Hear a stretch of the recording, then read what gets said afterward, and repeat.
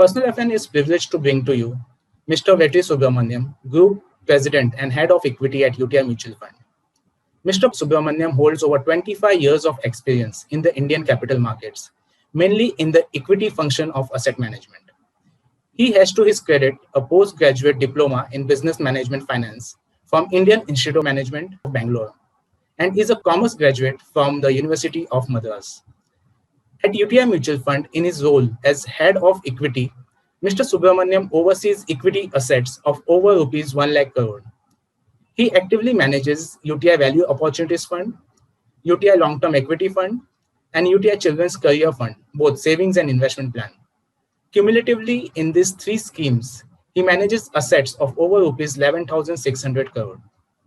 Before joining UTI Mutual Fund in January 2017, Mr. Subramaniam was a Chief Investment Officer at Invesco Asset Management India Private Limited and has previously worked with organizations like Motilal Oswal Securities Limited, Bayer Allen Investment Management, which is a UK-based hedge fund, Caprice Investment Management, Kotak Mahindra Asset Management, Sharekhan.com, and SSKI Investor Services Private Limited. Mr. Subramaniam, thanks for joining. Thank you, Vivek, for having me. So today we'll discuss navigating the waves of COVID-19. So my first question to you, sir, when the novel coronavirus or COVID-19 cases were reported in Wuhan, China, towards the end of the calendar year 2019, did you envisage it spreading to the rest of the world and turning to be a pandemic and causing a havoc? Yeah, that's a very thoughtful question, requires me to go back in time. But I would say certainly this was not the sort of expectation that one had. In fact, I can remember that I took a holiday in December 2019, and while traveling, you picked up these bites about people starting to get worried that it could be a pandemic, but it did not really even occur to me at that time that this could become very widespread. Having said that, I do recollect that in February. Looking back at the events over the previous 2 months, and I would say even in February, I remember when we were doing our monthly market webinar, our initial description of COVID was that this was merely a disruption of the global supply chain because many businesses and industries in China had to shut down because of COVID.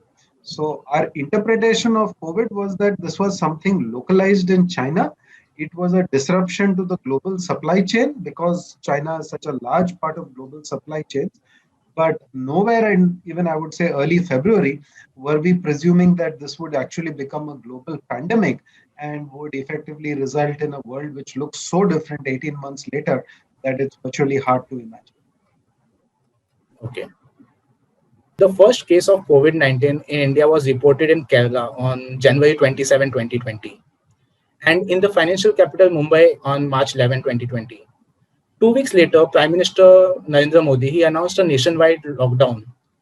The Indian equity market stumbled and hit a low of around 26,000 points on BSE Sensex, which was on March 23rd, 2020. So how did this impact the equity-oriented mutual fund schemes of UTI Mutual Fund, particularly the ones that you manage? And also, what were the measures that you took from a risk management point of view to reduce the negative impact? Sure. So let me put two perspectives on this. First is we don't see our role, particularly in the equity funds, as being asset allocators or choosing to move the portfolio between cash and equity. Our interpretation of our mandate is that the money that is given to us is in equity funds. And to the extent it is in equity funds, we will always keep it significantly invested. Our average allocation to equity in all equity funds is typically in the region of 96 to 98% invested at all points of time. So we don't ever try to time the market in terms of saying maybe something has happened, we don't understand it, let's raise the amount of cash in our portfolio. Why do we do that? Because I genuinely believe, and I'll share some data as we go along in this conversation, that our approach towards investing is genuinely long-term. when we buy those businesses, we are looking at their track record in terms of their ability to generate cash flow, their ability to deliver a healthy ROC, return on capital or return on equity, not necessarily in every single year, but how they are able to navigate a difficult part of the economic cycle, and how strongly are they able to bounce back when the cycle is more conducive. Now, because of this approach, we've never felt the need to suddenly overnight react to events. Events will keep happening, and the events that really matter, which can never be predicted in advance. Neither did I predict the global pandemic in advance, nor did I predict the global financial crisis in advance, nor did I predict the policy paralysis of 2013 or demonetization happening in 2016, right? So events will keep happening. We cannot base our investment strategy on our ability to react to events. I always say it is better to prepare than to predict or react. Therefore, our thought process was very clear. We had selected a set of businesses because we thought they were strong. They measured well on their cash flow generating capabilities and return on capital. And no doubt there was some, reshuffling of portfolio which may have happened, but I would say it was next to, negligible, frankly. If you look at our portfolio turnover ratios going back to January of 2020, and even today, as you're aware, every month we publish a fact sheet. The fact sheet contains our portfolio turnover ratio. Many of our funds were running at an annualized portfolio turnover ratio of 15 to 20% in Jan 20 before the pandemic.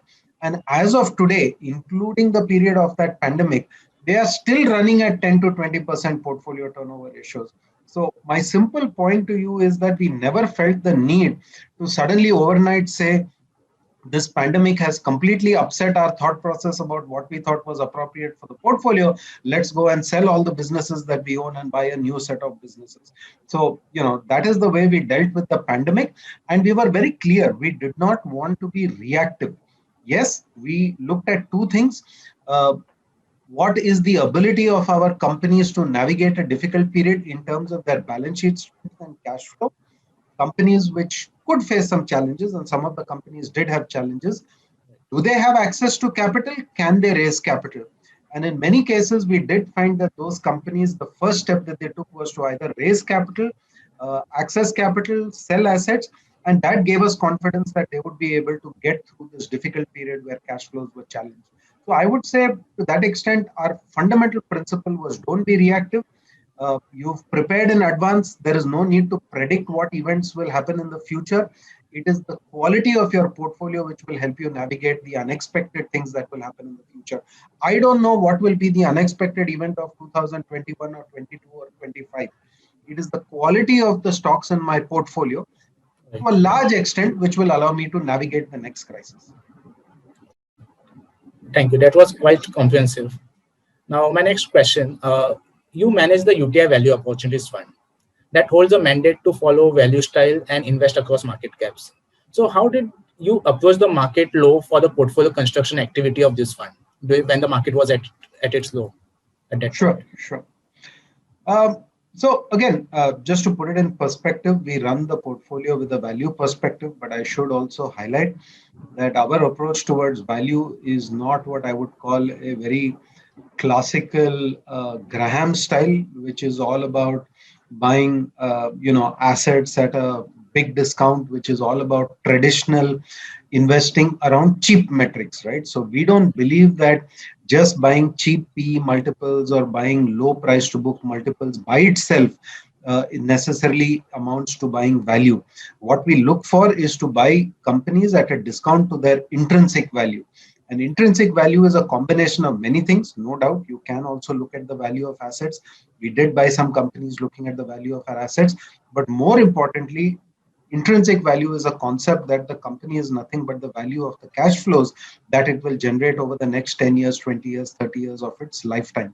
Now, when we looked at it from that perspective, one thing was very clear to us, that even if the company was to face a very difficult year in 2021 in terms of its earnings, that would amount for, let's say, just 1 year out of 20 years of the cash flow that it will generate.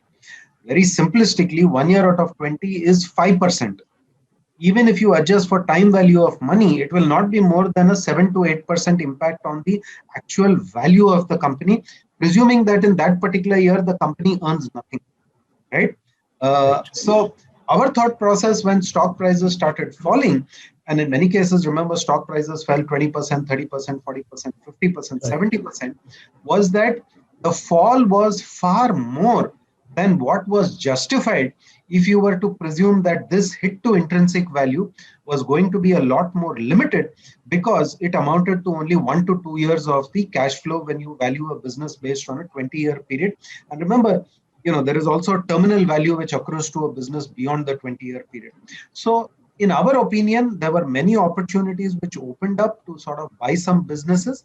At the same time, we did take a call that certain companies which were already stronger pre-pandemic were likely to be the companies that would emerge from the pandemic stronger, less competition, grow faster with better profit margins.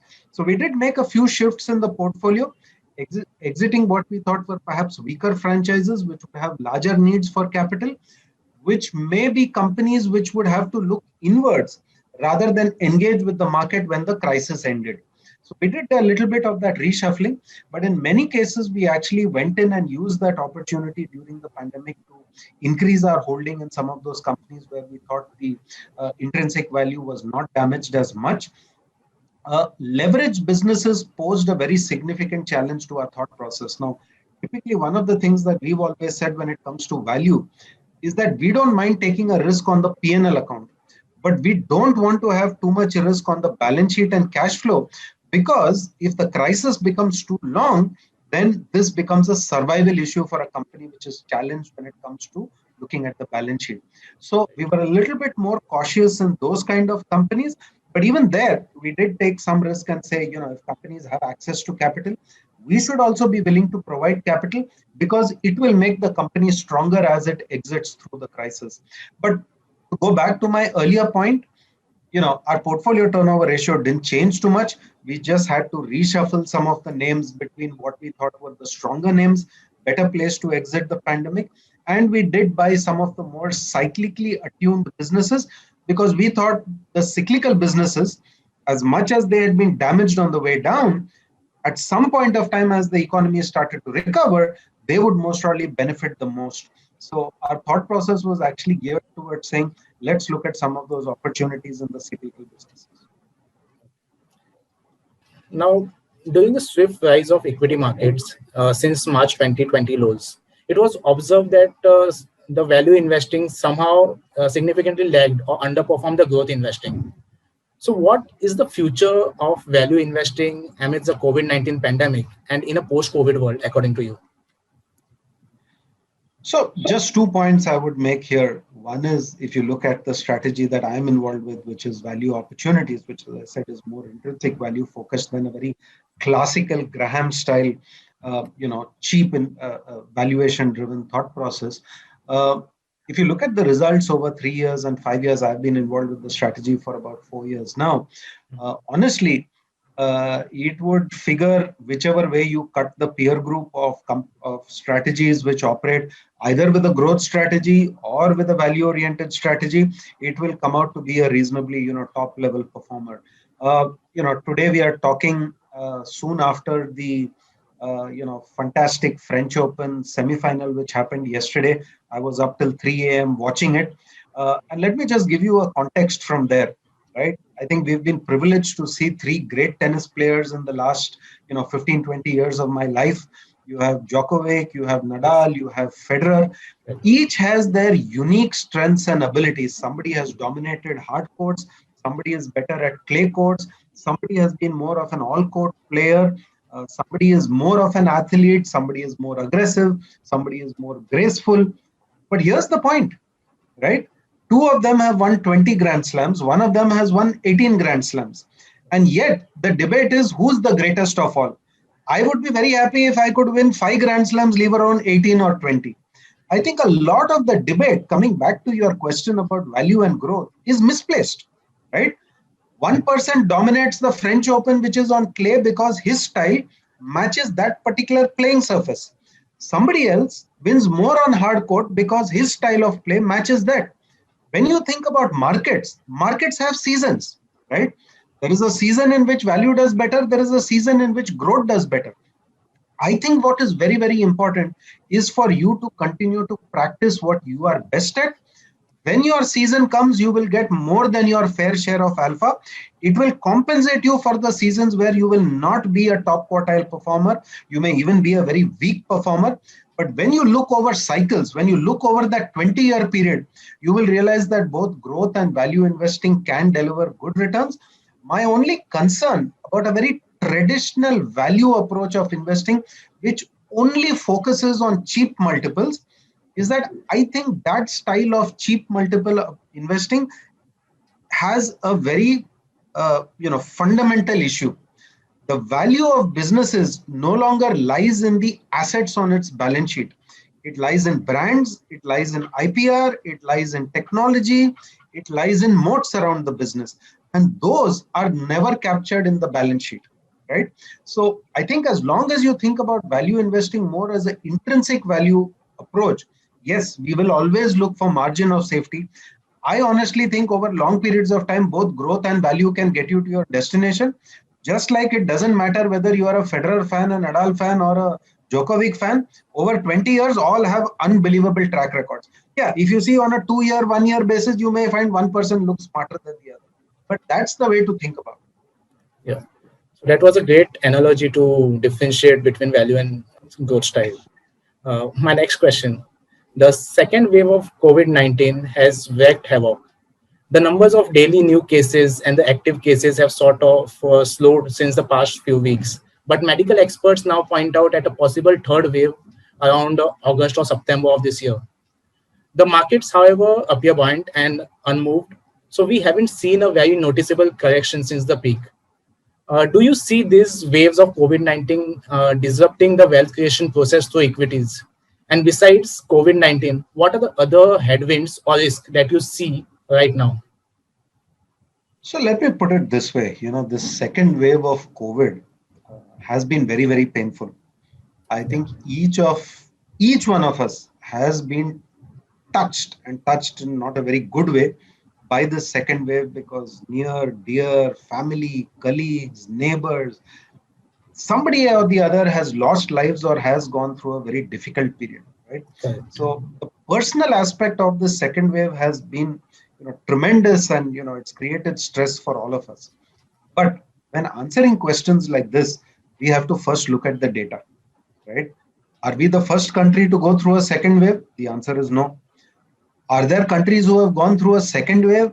Are there countries who have gone through a third wave? Answer is yes. Let's look at what those markets did when those countries went through a second wave and a third wave. I look at the US, I look at Europe. They've had second waves, they've had third waves. Did the markets ever react to those second waves and third waves? Just go back and look at the data, right? You don't see the impact of the second wave and the third wave on the equity market, right? So I think the question itself sort of is misplaced with a bias that, and I'm not blaming you, but I'm just saying, and I find this thought process with many people, the wave has created anguish for all of us, don't get me wrong. Right. But markets are markets.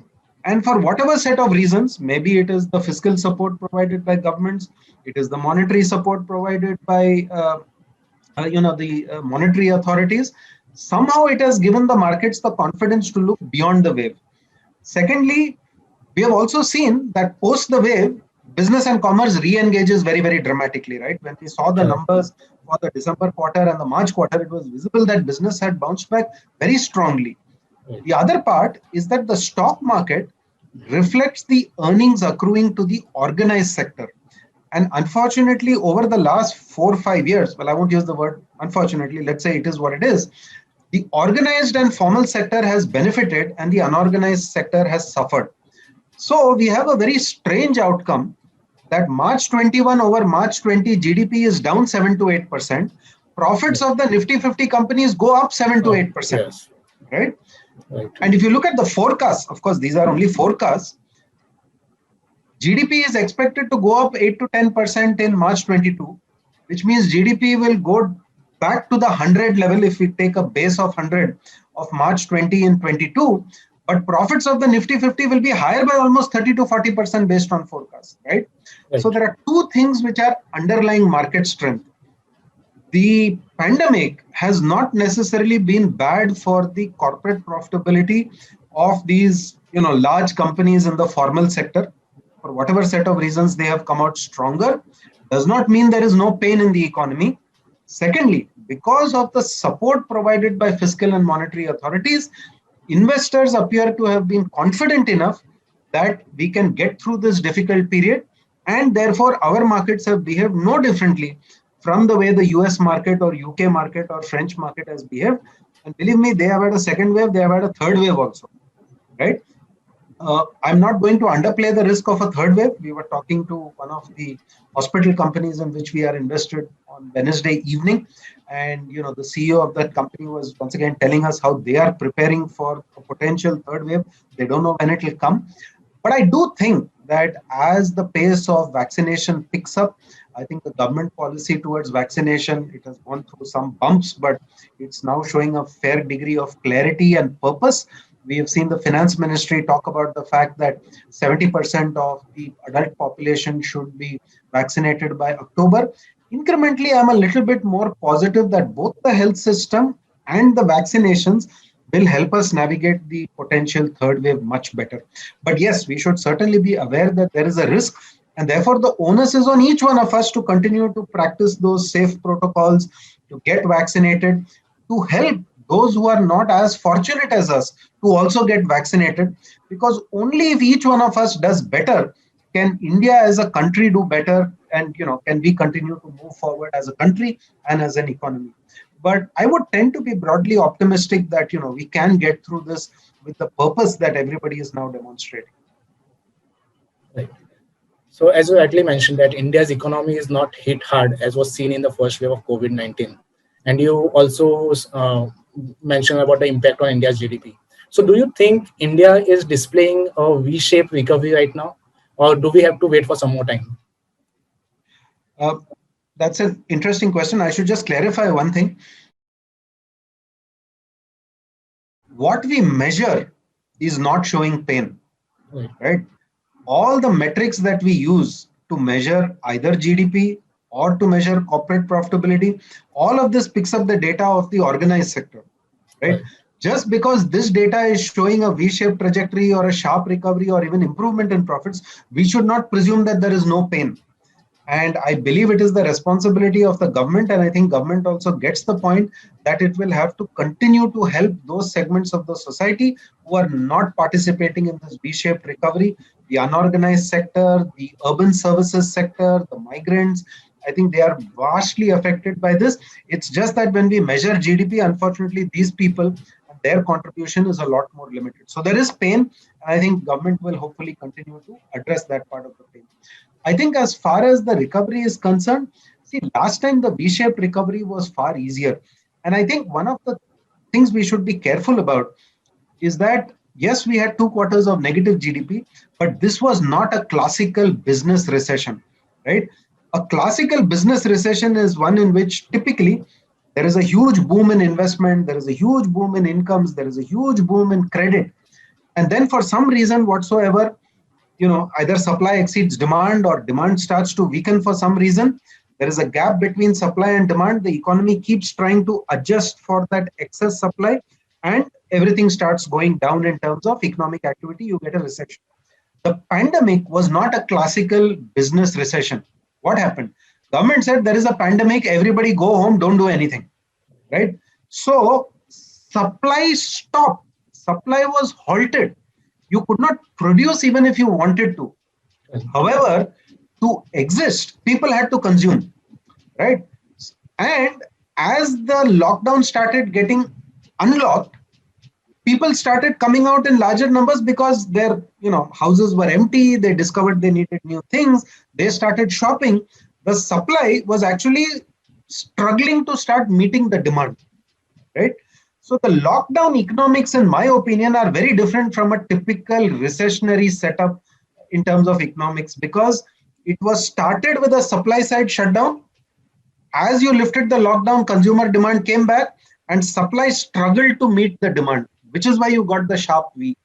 I think this time around, the reality, if you look at the data, the lockdown has not been that dramatic, right? Because first of all, only few states did it. B, the period of shutdown has been limited. We remember even when states did the lockdown this time around, they did not shut down the supply side, right? So companies were allowed to function, factories were functioning, the farms were factoring. Only urban services, right? So the salons, the restaurants, the malls, entertainment, those were completely shut down. But they did not shut down the factories of companies, so to speak. They were allowed to remain functional. So I don't think the drop in activity this time around is as sharp as what happened in 2020. And therefore, the recovery also may be slightly more gradual. But there are two things to keep in mind here. One, remember, the global economy was not part of India's second wave, correct? And the global economy actually is demonstrating a lot of strength. The US economy in particular, coming out of the lockdown now very rapidly over the last 2-3 months, right? Their vaccinations will reach entire adult population by July 4th. That's 25% of the global economy. China, for whatever set of reasons, anyway, never went through this whole pandemic related issue. That's 40% of the global economy, two economies put together. Europe also catching up quite fast in terms of vaccination. So when you look at India's data, my sense is that our initial pickup of growth as we come out of the second wave will actually be led by the global economic strength. And therefore, exports are likely to be the lead driver of the economy. Domestic consumption will come back, but come back slightly more slowly. B, this time around, supply was not fully shut down, so there is a lot more balance. Domestic services will take the longest to come back to full levels of demand. So it will be slightly more gradual, but again, I think the collapse itself was not so sharp, and therefore the recovery also need not be as sharp as what had happened in 2020. So very long answer, but I hope I gave some perspective. So this also reminds me that RBI in its latest annual report, it observed that the asset price inflation or rising stock markets in times of GDP contraction, it possesses the risk of a bubble. So does a rising stock market worry you at this point of time? Or are you of a view that there is a decent margin of safety available across market caps? So I'm not going to go down the bubble discussion route because we can keep discussing what is a bubble, and I don't think there is any clear answer to that. I don't think there is any one metric which tells you with 100% clarity what is a bubble and what is not a bubble. But I think the question you asked, or rather the phrase you used right at the end, margin of safety, I believe as an investor, that particularly my sort of context as being more value oriented is very, very important, right? Now, the only way to interpret margin of safety is to look at aggregate valuations. You can choose whichever metric you want. You can look at price to earnings, you can look at price to book, you can look at dividend yield, you can look at price to free cash flow, because let's say free cash flow is a better metric than some of these asset-based multiples. Whichever way you look at it, I would tend to agree with you. Valuations are elevated. They are either rich or they are expensive. And it doesn't matter, large cap, mid cap, small cap, relative to their history of the ranges in which these valuations move, they are expensive. So is there great margin of safety? I would have to agree with you. I don't think there is any great margin of safety. I have learned this the hard way over 20 years. When valuations are expensive, when confidence about the future is very, very high, there is rarely any margin of safety. When valuations are cheap and people are worried about whether their economy and businesses can survive over the next 3 months, there is tremendous valuation margin of safety, and future return outcomes tend to be better correlated with those points of time when there is fear in the marketplace and people are unwilling to think about what could happen in the future because they are so much under pressure with what is happening today. So I would tend to agree with you. Margin of safety dramatically reduced at this point of time. Just as I said, given my thought process, am I seeing cheap valuations? Am I seeing a lack of confidence in the future? The answer is no. At current valuation levels, it doesn't indicate that. So certainly that should be some cause for concern in terms of the lack of margin of safety. One additional point to make here, I very categorically said equities relative to their past history, right? Yes. No margin of safety. The other way to think about valuations is what are the valuations of the alternate asset class? And let's simplify it by saying the alternate asset class is fixed income, right? Correct. So you can compare the yield on the 10-year bond, which is slightly below 6%, with the earnings yield on the Nifty. So let's say roughly Nifty is at 15,000. Expected earnings, of course, it is expected, it's not guaranteed. 750 odd rupees as per Bloomberg consensus in March 22, which means roughly the PE multiple is about 20 times. If you invert it, 100 divided by 20, the earnings yield, as we call it on the Nifty 50, is 5%. So you have a 5% earnings yield, you have a 6% bond yield. Traditionally, the gap between these two is about 100 to 110 basis points. Currently, you are at 100 to 110 basis point range. So when you think about it relative to the alternate asset class, I would say it is slightly more neutral. So relative to history, certainly expensive. Relative to the alternate asset class, currently it is more in the neutral territory. Beyond that, I don't have a great view on metrics like market cap to GDP and all of that. Honestly, I don't even think it is a particularly good metric, because when you take market cap, you are only taking the market cap of listed companies. What about all the companies which are unlisted, right? Right. People have already pointed out that India's unicorns, and if you see all the $1 billion plus companies, their market cap is now close to about $500 billion. Then you add LIC into that, that will add some more market cap. So I'm not a great fan of market cap to GDP as an indicator of anything. I prefer to look at valuations relative to history, expensive. Valuations relative to the alternate asset class, neutral. So it's sort of touch and go at this point. Great. Now, barring a few quarters, consumption has been badly hit. As you earlier mentioned, that people lost their job, even they have taken a pay cut and are conserving cash amidst the pandemic. So the government announced massive packages to boost consumption and demand. But it is equally true that money is not effectively reaching down the bottom of the pyramid for the multiplier effect to kick in. So in this context, how are you approaching India's consumption story? I think that's a very thoughtful question. And I would continue to argue that I think India needs to continue to provide more fiscal support, particularly to the disadvantaged segments of our society, those who don't have the social security net, those who are not in formal sector employment and not guaranteed a paycheck. They have to show up at work and do work to earn their living on a daily basis for themselves and their families. Now, unfortunately, India being a developing country, given our fiscal dynamics, our means are more limited. When you look at the developed world, US and Europe, they have done tremendous fiscal transfers to their population, which is why, I don't know if you're aware of this, but US retail sales are currently running above long-term trajectory, right? Because the Yes. fiscal transfers they have made to their population are so large, they are so large that retail sales have actually gone above trend line. And when we say retail sales, we are referring to the sales of goods, right? Significant portion of the consumption basket is towards services. Services you can't spend because of social distancing and all those things you can't spend. So the spending has shifted towards goods, and retail sales are running above. When you come back to an Indian context, our fiscal transfers, we cannot be as generous. So hopefully government will continue to do something there. So I think our consumption story will certainly take slightly longer to come back. However, within that, what you may find is two trends. One, the spending which happens as you go up the income pyramid is likely to bounce back faster. Why? Because those people have not had a setback in their earnings. Secondly, their asset portfolios have increased in value. So their overall sense of well-being is, much better perhaps today than it is for certain other people.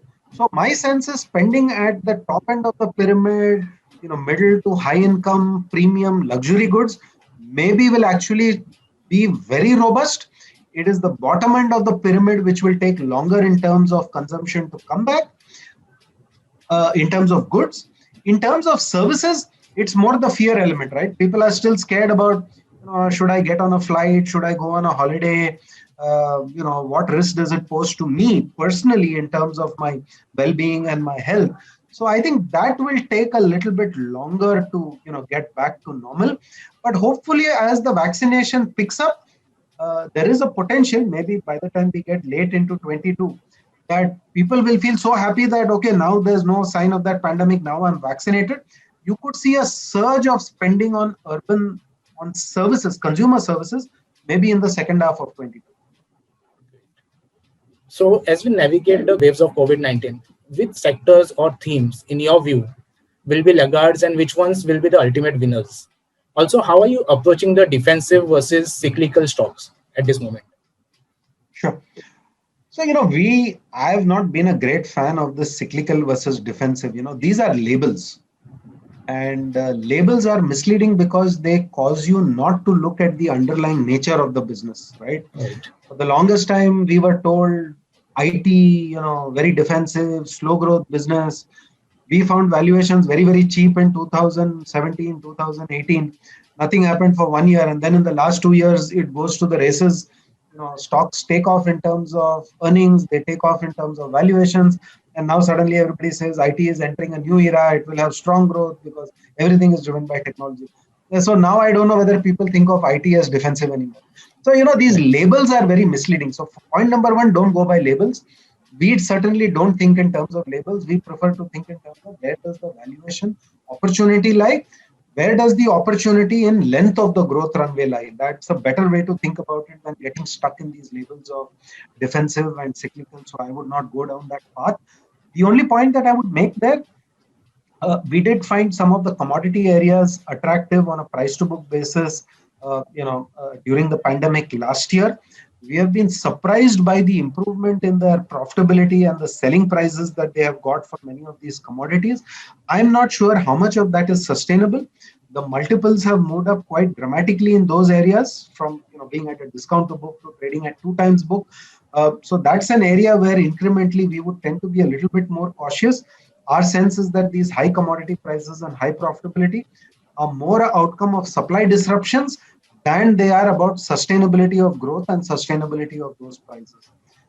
As regards your other point about, which will be laggards, I don't tend to think so much in terms of who will be a laggard, who will not be a laggard, because things always surprise you. Right? For 1.5 years, we kept buying pharma companies because we thought they were attractive. We never knew that suddenly in the third quarter of 2020, after a pandemic, pharma stocks will end up becoming the best contributors to our portfolio at that point of time. So I don't look at it in terms of who will be laggards.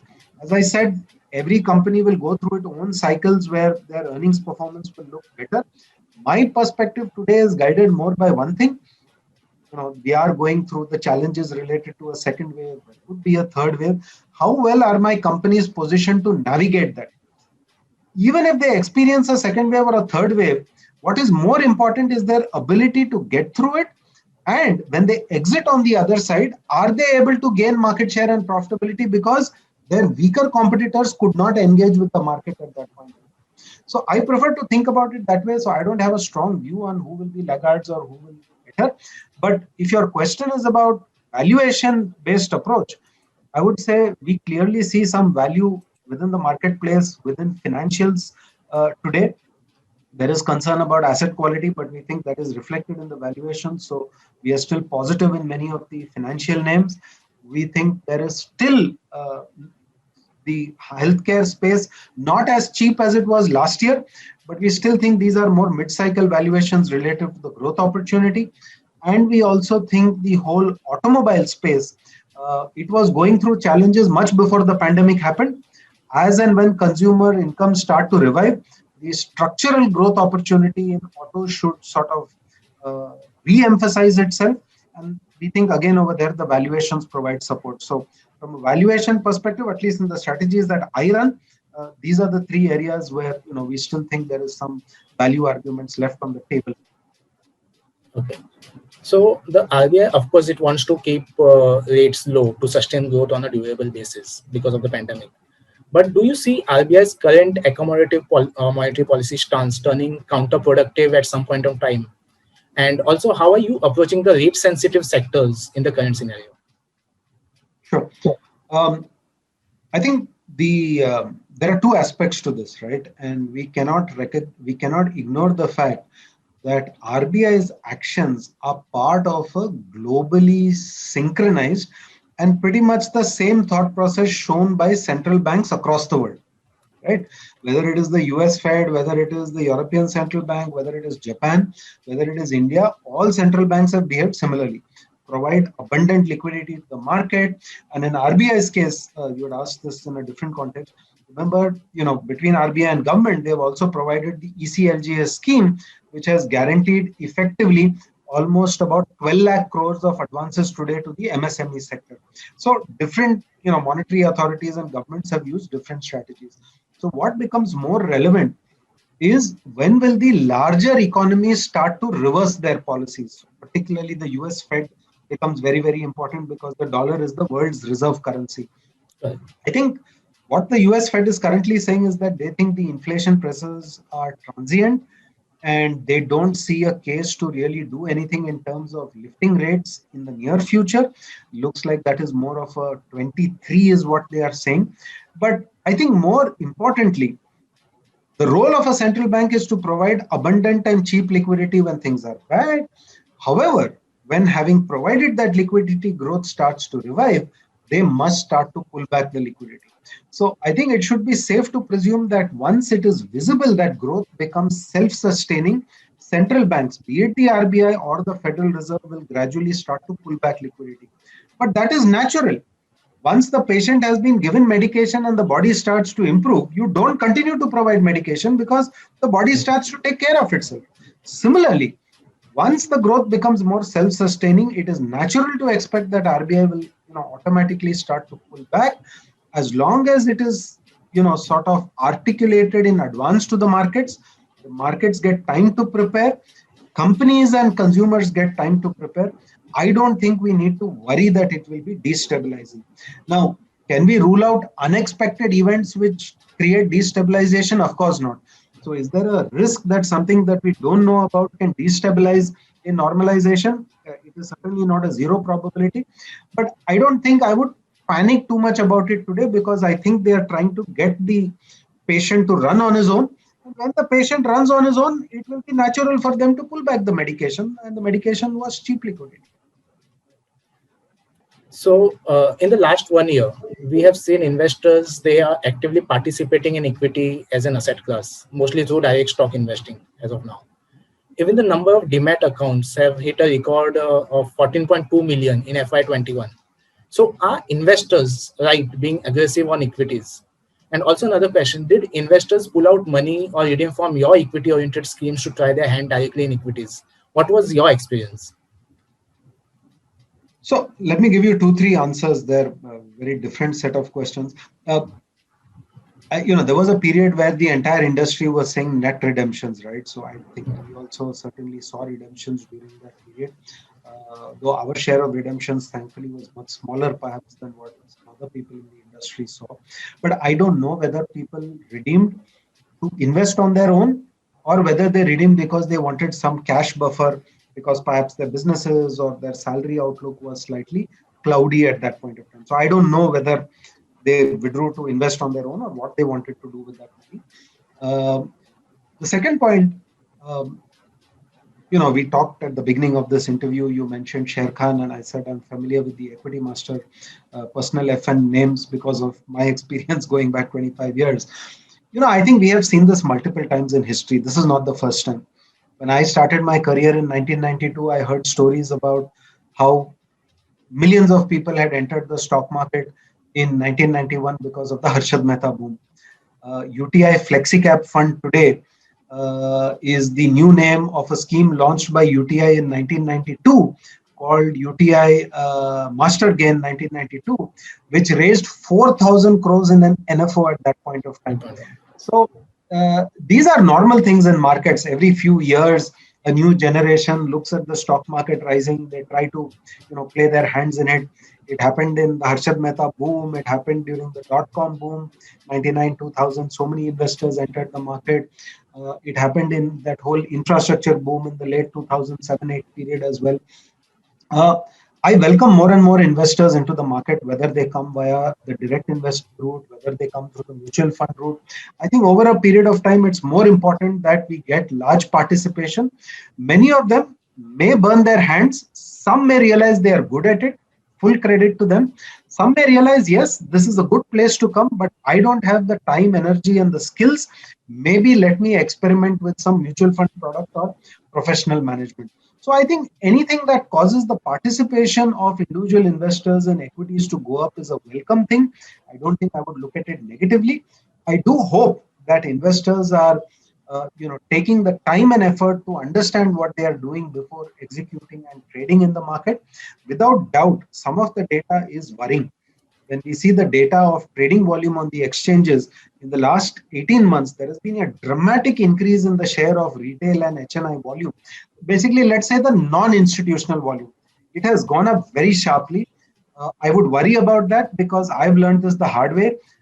You can't make real long-term wealth by trading the market. It's as simple as that. Point number two, very often this disease of overtrading is combined with the what can be a terminal illness, which is leverage. So my only request and advice to investors, don't day trade, don't overtrade your portfolio, don't use leverage. Please use some sensible research, your own thought process to try and build your investing approach. Many may find direct investing is not for them. Hopefully, they will then use that as a stepping stone to figure out what are the other professionally managed investment opportunities that they can use. Whether you choose to use passive, active, all that is fine. But think about what are the other simple alternatives. Don't overtrade, don't over leverage, don't use leverage at all. I think those are the two broad points of advice I would give investors. So, in general, what will be your advice to investors on asset allocation while investing for the short-term and long-term financial goals? And how can they be a smart investor, smart and prudent investors, and make investing a habit so that it serves to be in the interest of their long-term financial well-being? So one of the most famous economists of our time, and I would say also you could say he has a strong behavioral streak. He was once asked, what method do you use to do your asset allocation? So he said, no, I don't rely on any of my own academic theories or all the academic data for my asset allocation. I put 50% in equities and 50% in debt. So the next question to him was why? He said, because when I put 50% of my money in equities, if it does poorly, at least I will feel better that 50% of my money is in debt. And when I put money, 50% is lying in debt, and then the equity market does well, I feel happy that, okay, at least 50% of my money is sitting in equity. So asset allocation at some level is not necessarily science. It is all about regret minimization. It is all about what works for you personally. So do I have a magic formula for asset allocation? The answer is no. The asset allocation which is appropriate for you and only for you is the asset allocation with which you can sleep at night peacefully. Knowing that irrespective of whether a pandemic happens or the GFC happens or a Harshad Mehta crisis happens, your financial future is not at risk, right? So I would finally say asset allocation needs to be linked to your financial goals. It needs to be linked to what allows you to sleep well at night. Never underestimate the power of what allows you to sleep well at night. It's not about the academic theories of asset allocation.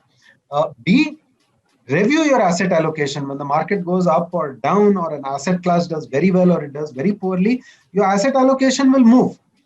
You thought it was 50-50 because equity markets do well, it becomes 70-30, or because equity markets does terribly, it becomes 30-70. Find a method for rebalancing your portfolio at some frequent interval. That is an essential element of any asset allocation strategy. Finally, to take market timing risk out of the system, we have talked a lot about SIP. I think SIP is a great tool. Eventually, to take the risk of your exit point out of the equation, I also believe SWP is a fantastic tool, right? Right. So you are not exposed to the risk that on my day of simplicity, on my day of retirement, suddenly I will need that money.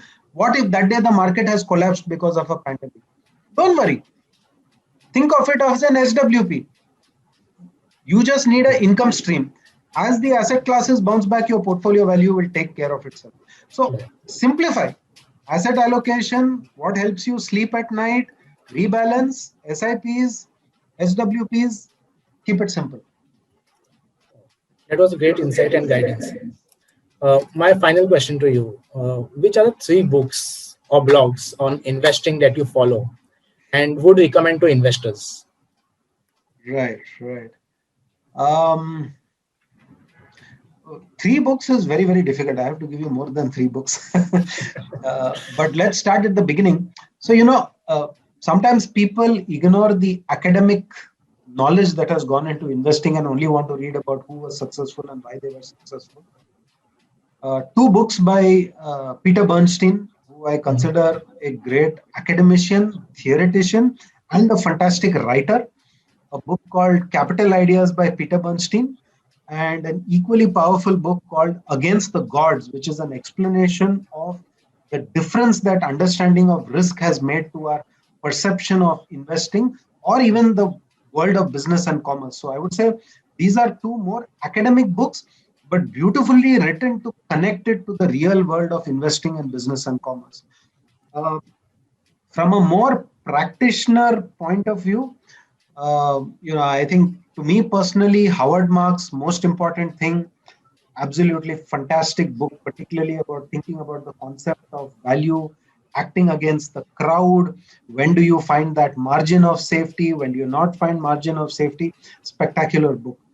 The other book, Phil Fisher, which is actually very different from Howard Marks' thought process, because I think Phil Fisher's philosophy was very, very different. You identify a few good businesses and then you do nothing. You just sit on them and stay invested for the longest time. Common Stocks, Uncommon Profits, Phil Fisher, I think fantastic book. Very different thought process, but I always say there are many schools of wisdom. You must partake all of them and then choose what works for you personally. Another book which I would say uh, sort of a classic book on investing. Well, not really a book, but clearly, if you just read all the 30 years of the Warren Buffett annual reports, basically Reports, the yes. chairman's letter, that's a classic in terms of just giving you an understanding of what is important from a investing context. I would say, yeah, these are some of I would say my favorite books. Yeah, uh, just one further book I would add to that, very recent book. See, a lot of the literature on behavioral finance, Daniel Kahneman's book is fantastic, but it's a very difficult book to read. Let me admit, it took me 2, 3 sittings, few months apart to finally finish the book. But I think Morgan Housel's Psychology of Money, fantastic book. 200 book pages, easy to read. So if you don't want to read Daniel Kahneman or Dan Ariely, just read Psychology of Money. I think it will open up the whole psychological aspect to you, beautifully. I think that would be it as far as some of my top book recommendations would be. Just one further point: read widely. Don't just focus on investing books. I think some of the books which to me have made the biggest difference in my understanding, which then connects back to investing, have nothing to do with investing. Right? Yuval Noah Harari's Sapiens, I think, is a complete classic of the last 10 years. If I go back, Bill Bryson, A Brief History of Nearly Everything, again, classic book. I think just the framework it gives you for thinking about the world is just, mind-boggling. So read from other subjects as well. Recently, book called Range by David Epstein. Again, fantastic book. Some of Malcolm Gladwell's books, just the way he lays a picture for you to think about the world. Again, fantastic reading. Not directly connected to investing, but that will build your framework before you are able to understand investing. Very quickly, moving on to the blogs. Morgan Housel's blog is, mind-bogglingly good, so you should certainly read Morgan Housel's blog. The other fantastic set of blogs are by a firm called Ritholtz Wealth Management. And there are a series of writers, starting from Barry Ritholtz himself, to Ben Carlson and a number of the people who work at Ritholtz Wealth Management. They all blog individually, but I think all five of them are absolutely brilliant, bloggers. So I would certainly urge you to listen to them. Finally, more than blogs, I would also say there are some fantastic podcasts that you could listen to. Many of Barry Ritholtz's team also do their own podcasts. Some are on Bloomberg, some are separately available on Google Podcasts or any of them. I would certainly listen to some of those. One particular podcast I would call out, Invest Like the Best by Patrick O'Shaughnessy. Fantastic blog because every week he talks to somebody with a very, very different perspective and thought process about their personality, how they got into investing and how they do it. That's, I think, another great podcast to listen to. So that was a great guidance and insights from you, sir. So thank you, Mr. Subramaniam, for your valuable time and insights. I'm sure investors will immensely benefit from your views. Thank you, sir. Thank you so much for having me, and I hope everybody enjoys listening to this, and more importantly, take care, be safe. Thank you. Thank you, sir. Mutual fund investments are subject to market risk. Read all scheme-related documents carefully.